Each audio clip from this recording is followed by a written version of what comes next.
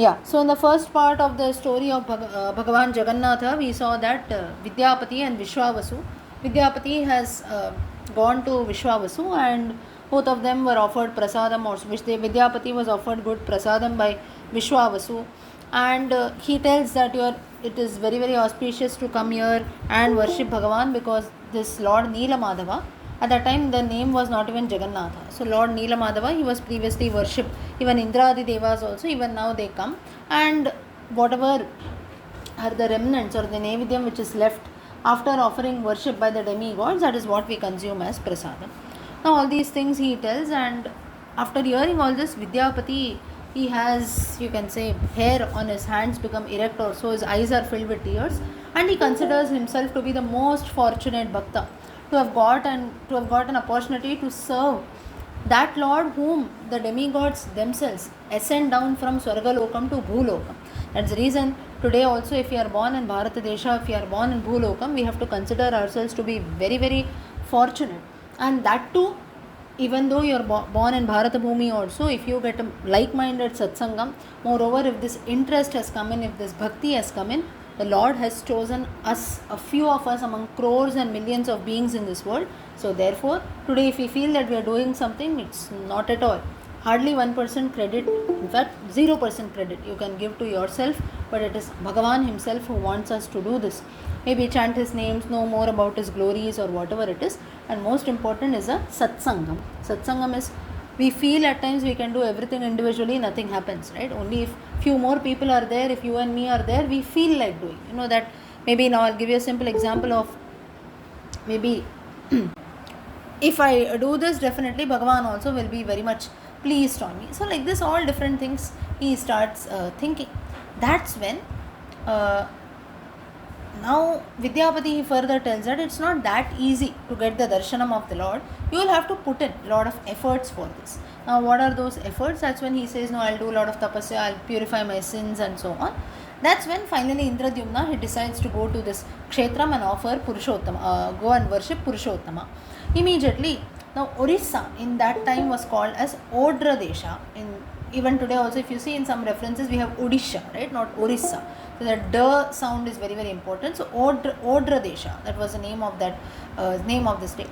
And but there what happened is the deity disappeared, because as you remember in the first part we had seen, if the king comes there, the deity will disappear, it seems. Now the king was disappointed.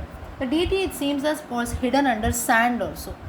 But the king also was very much firm. He said, without getting a darshana of Neelamadhava, I will also not return back. And he said, I will take up a pledge of fast unto death in the mountain of Neelamadhava.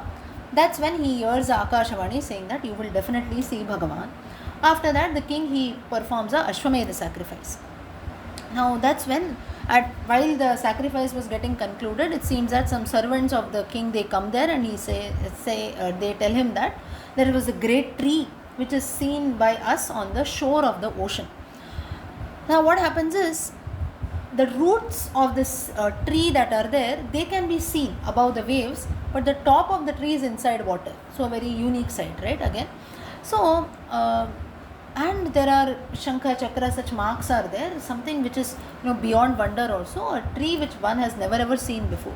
It's shining like the sun, it has a lot of fragrance, this, that. So therefore there's definitely some god in the form of a tree or some celestial tree only. That's when Narada also comes there. Indradyumna also goes there to see the tree. It had 4 branches, just like the Chaturbahum of Lord Vishnu. And all his sadness that was there of not seeing the Lord Neelamadhava, that all disappears there. Again and again he bows down to the tree. And finally what was done is, a lot of musical instruments were being played. Jaya, Jaya, Jaya. All sounds of victory were being sounded. The tree was actually worshipped as Bhagavan. Many sages came there. Narada was there. Indradyumna performed Arati, Nevidyam and so on. That's when he said that he ordered lot of carpenters to come and do some carving also. But the wood that was there was so hard that whoever tried to do anything, the tools of that person broke, it seems. Now again the king became worried also, and he went to sleep that night. That's when Vishwakarma, the celestial architect who is there, the divine architect of the gods, he comes to see Indradyumna and tells that this wood which has come, the tree that you have seen, that is actually Daru Brahmanam or divine wood that is there, and it is not possible for any man on this earth to do any kind of carving, but I myself will be able to do this and I will do this. That's when he informs Indradyumna that while I am doing, no one should be allowed to enter inside.